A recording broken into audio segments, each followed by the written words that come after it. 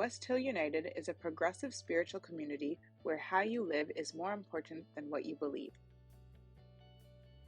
West Hill United is a people, a place, an idea.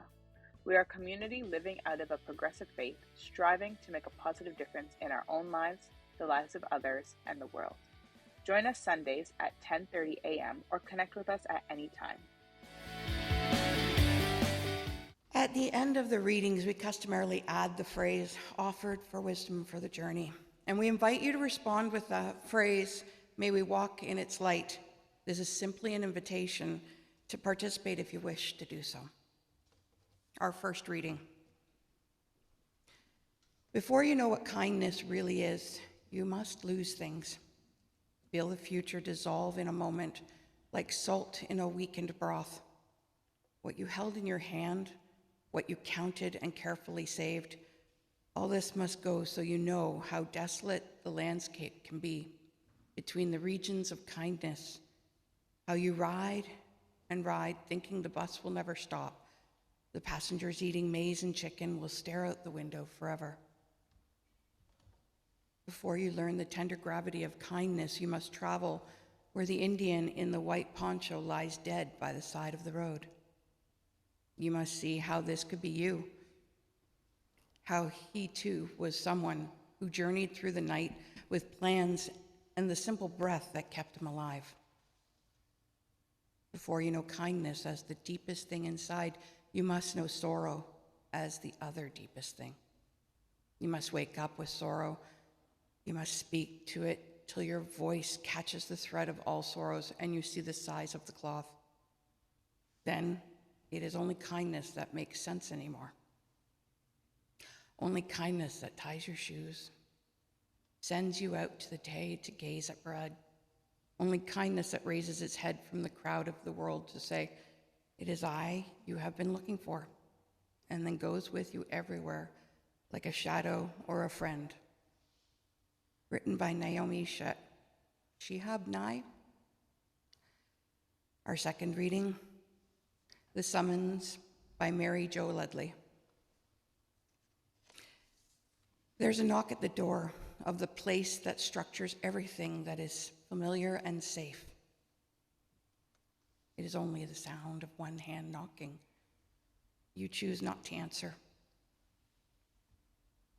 For you reason unclear even to yourself, you open the door slightly and see the eyes, and then the blur of a face as it looks down and then up again. It is the face of a stranger, the face of a woman. You do not know who she is. You do not know who you are. You could close the door. Perhaps she senses this. The face of a woman with a voice that says, please help me. You could say no. I am too busy. I'm too tired. It's too late. There are other places to go. I do not know what to do. You used to know before you learned how the system can file people away forever. You know you are here and now, the one who must respond. This you must do. There is no other. You've been faced. The stranger moves forward and fills the frame of your mind and slowly comes into focus. And you become focused. Your life becomes weighty, consequential, significant.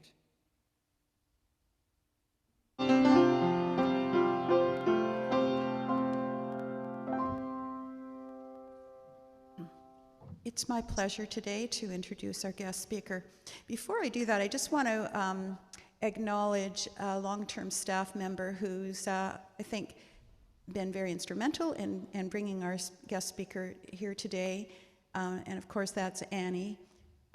So if we can all remember Annie and thank her as we proceed today.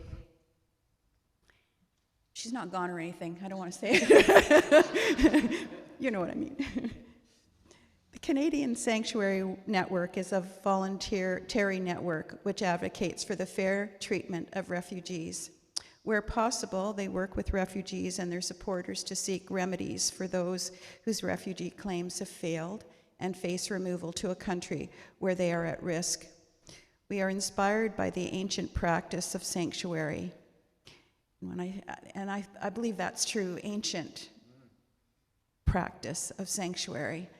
I think of the Hunchback of the Notre Dame whenever I hear the word sanctuary, which is grounded in the belief that human life is sacred and worthy of protection, and there are places and spaces that are beyond the reach of the state. Canada has both a domestic and international legal obligation to protect refugees. The sanctuary movement believes in acts of civil initiative to hold Canada accountable to these obligations and to protect refugees from being unfairly treated in Canada. West Hill has robust experience and heartfelt history providing emergency sanctuary for several individuals and families needing safe shelter while seeking refugee status in Canada. Everyone at West Hill before the sale of our property and pre-COVID will remember a scared young woman from Ethiopia who sheltered here for over 3 years. We became the village who helped Zeb ultimately become a Canadian citizen. The mere thought of this brave, intelligent woman fills our hearts with love and pride. Beyond any doubt, Zeb is one of those examples of a sacred human life worthy of protection. West Hill was proud to provide a space that was beyond reach of authorities. Now we're happy to meet Reverend Alexa Gilmore. She is a human rights activist, social entrepreneur, preacher, prophet, and author. She is currently working on the Contagious Hope Project, an interfaith exploration of what justice and love looks like outside the pews in the streets of the city. She's also completing both her McGeechee Senior Scholarship work and a doctorate of ministry from the University of California, Berkeley. When she's not working, she can often be found giggling over a good joke with her spouse and 4 children, or hiking with the Spirit through a provincial park. We are very glad to have her with us today to share her experience, wisdom, and compassion as she speaks to the need for sanctuary in our churches, cities, and the world. So welcome, Reverend Alexa Gilmore.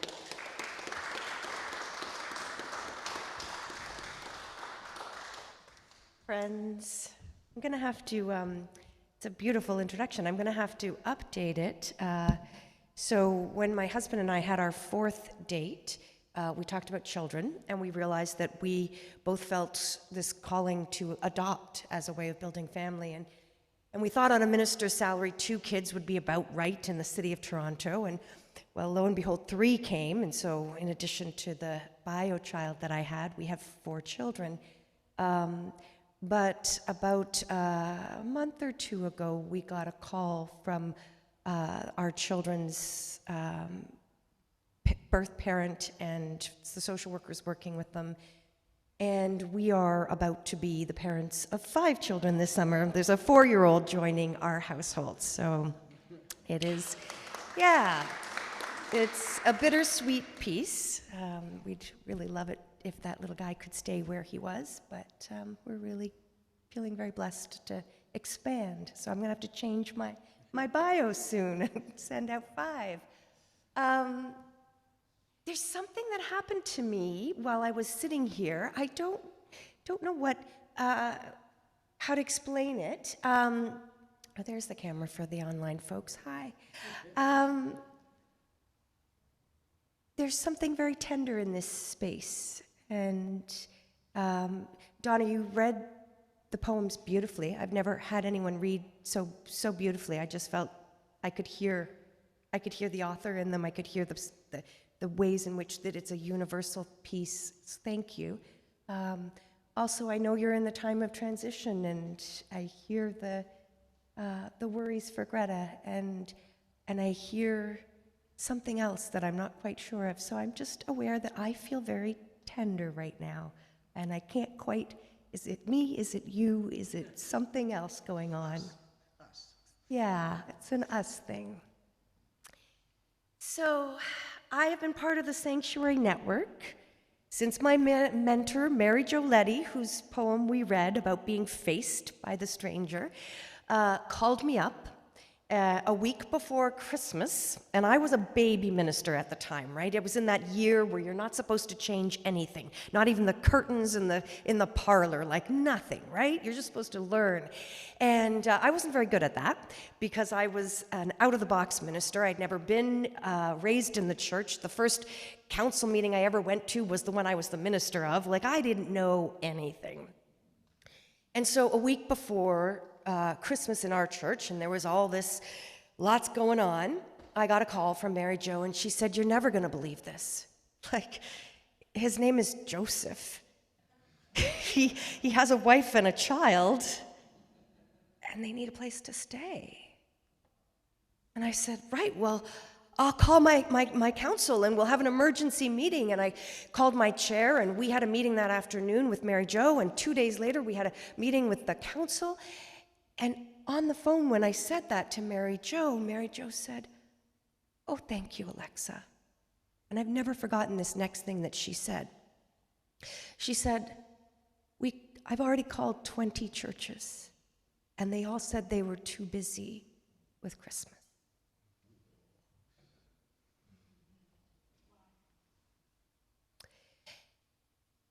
And that really spoke to me about the ways in which we, sometimes as leaders, decide for the people that have entrusted us with that, not to give them the power of choice, right?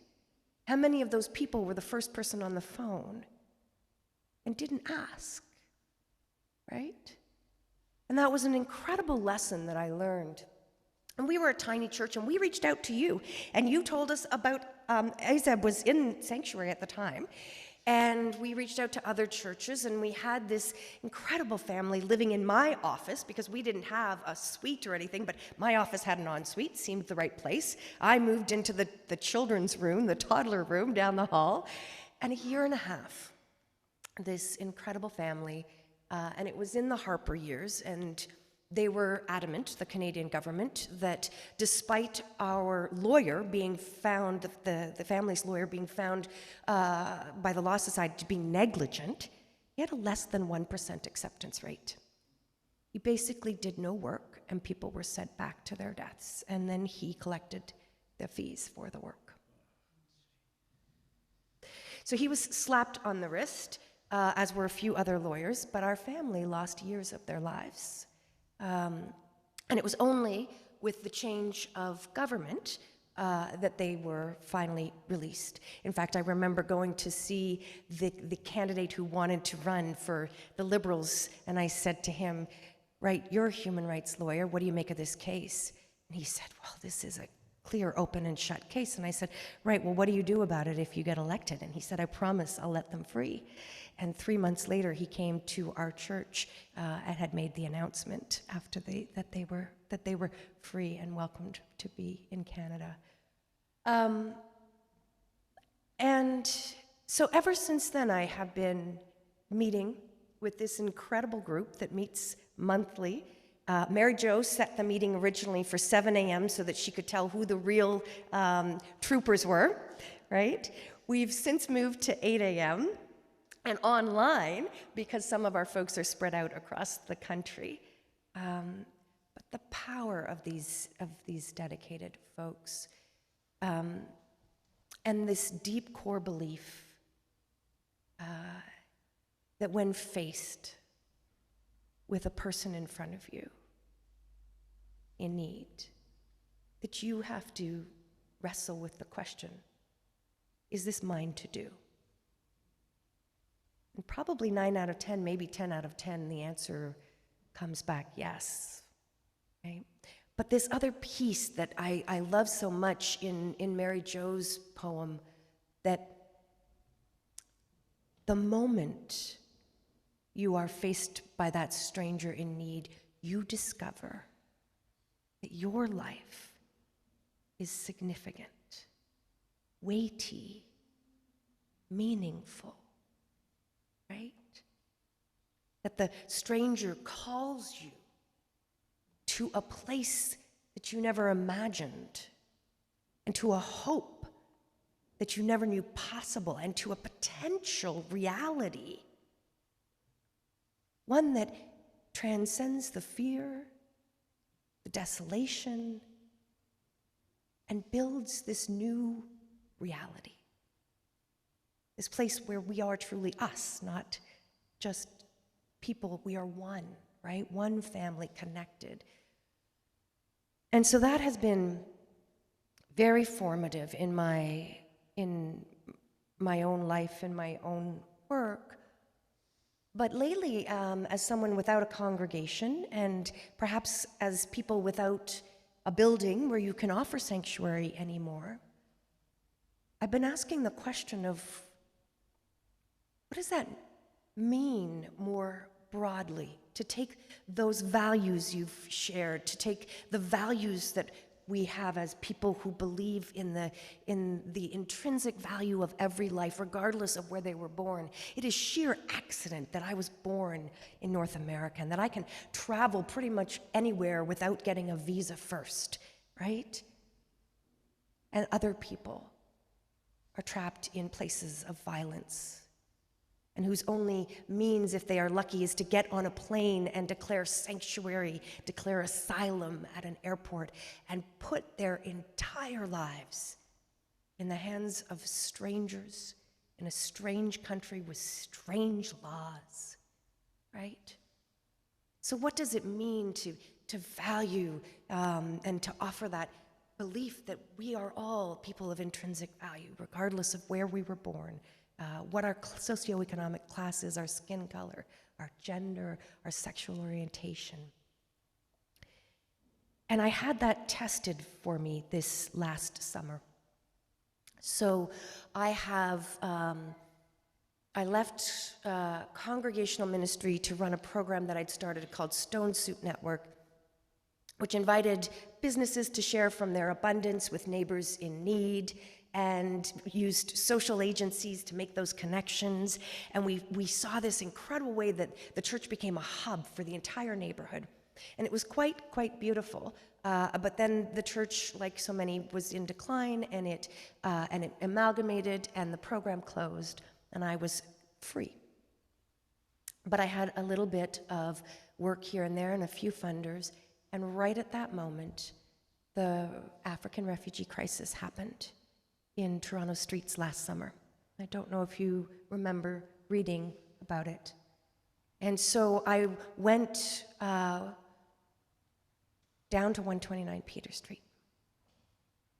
And I saw on the sidewalk about 30 Africans sitting, standing, sleeping.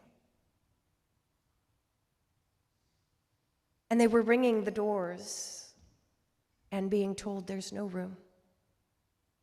You have come from Uganda, where your loved ones were poisoned because they wouldn't give you up as gay. You have left your children tucked in a bed. You kissed them goodnight. You got on a plane.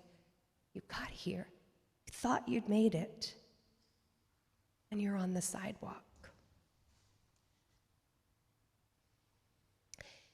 And I had some other friends in outreach who started a mutual aid network, and we began to buy tents and sleeping bags and arrange for different organizations to come and bring food 3 times a day, because the city, you may recall, was in a fight with the federal government about whose people they are. And Toronto had actually said, if you are a refugee claimant, you should call the federal government. And they called the federal government, and the federal government said, well, we don't have any shelters, you should call the city. And they said, well, we're standing in the city's office calling you. Horrible. It was the most undignified welcome. And to add insult to injury, for some reason, it was only our African siblings. If you came from the Ukraine, you were given $3,000 an adult in a hotel room. You came from Syria, there was a special program for you. If you came from Afghanistan, there was a special program for you. But if you arrived from Africa, the federal government said, well, they're not official refugees yet, so they belong to the city. And the city said, well, they are refugee immigration related. They came on a visa, they belong to the feds. And meanwhile, people in the black-led churches saw brothers and sisters. They saw themselves. And they descended on the 129 Peter on the 17th of July with buses, and they picked up all of their brothers and sisters who had been sleeping, if you can imagine this, in the entertainment district of Toronto.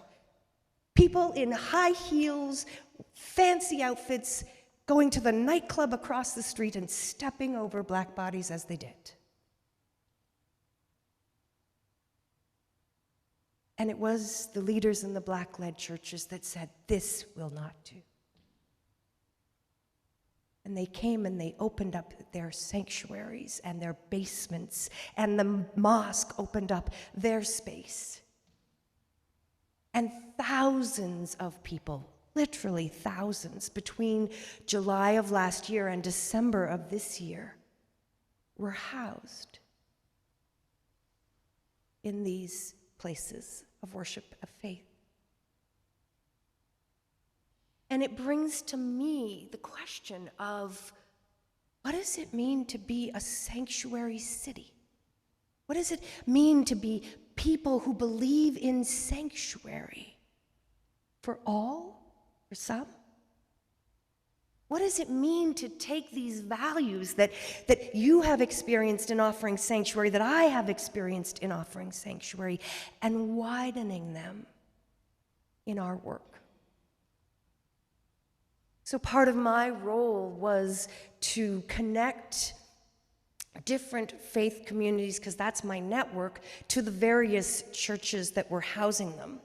In one case, a church said yes to housing 12 individuals, but didn't have the means to support them. They were only there on Sunday mornings. And so this group was left from Monday to Saturday without necessarily having enough food, enough supplies, enough visitors. And so I connected with the various United Churches out in the Etobicoke area, and they came and they supported. And then there was another church that said, well, we really can't offer sanctuary. We have too many things. We have daycare, we have, these other programs, but we're waiting on a sponsorship family. And it's going to be another 2 years or 3 years. Why couldn't we do an informal sponsorship right now?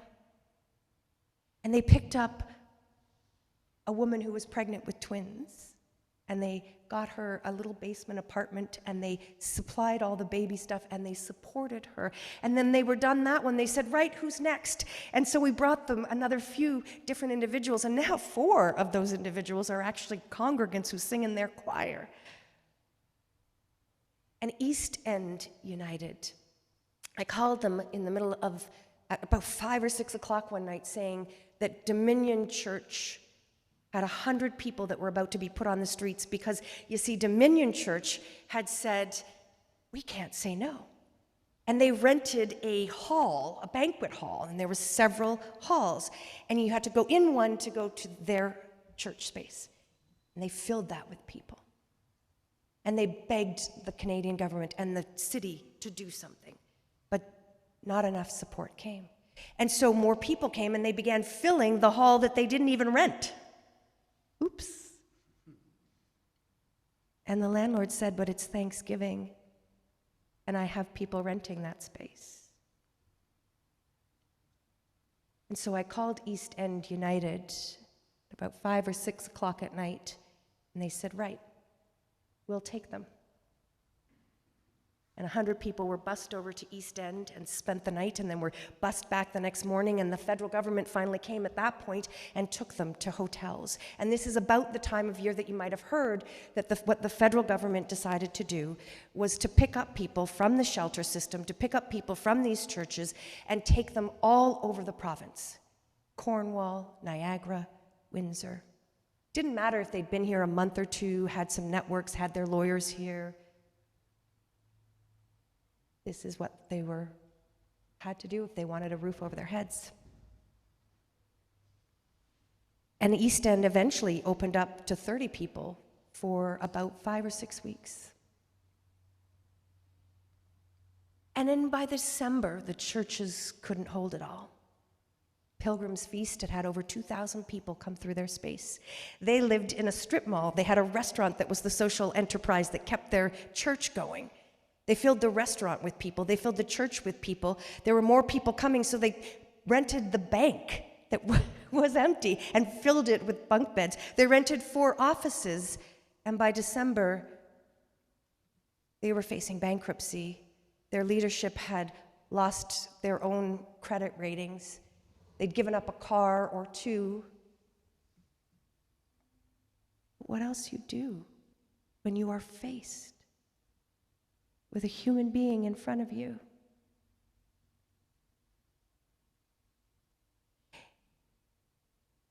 And the piece that is so hard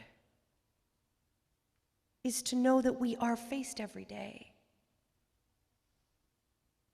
to whatever degree we are willing to walk into those spaces, right? There is someone out there to this day. And so my wonderings when I'm talking with churches, it's about recapturing not the question of decline and the question of diminishing numbers and revenue and aging, but what can we do in this moment? What is possible? Who is standing in front of us right now that might make our lives weighty, significant, meaningful? Can we tell a story of abundance like those Black-led churches did? They looked at what they had, not what they didn't. Can we tell a story of abundance? And in doing so, recapture what it means to be people of hope, of love, possibility. Because as Margaret Mead said, never doubt what a small group of concerned citizens can do to change the world. It's the only thing that ever has. Amen. Don't go away. Become a sustaining champion of West Hill United's work by committing to an automatic monthly donation. Learn more or donate now through Canada Helps.